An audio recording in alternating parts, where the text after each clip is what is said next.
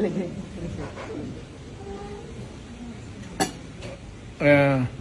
Crisette, kung totoo ba talaga yung ipapatay ka? Kasi may narinig ako dito balita. Totoo yan? Naku.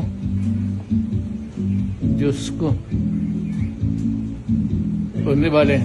Pero sino may galit sa iyo? At anong kasalanan mo?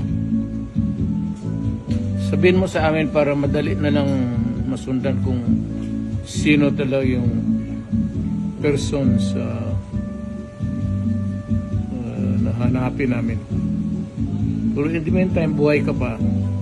Tanggapin mo yung mainit, hindi malamig na pagbati sa iyo. Mabuhay ka. Talagang buhay ka sana.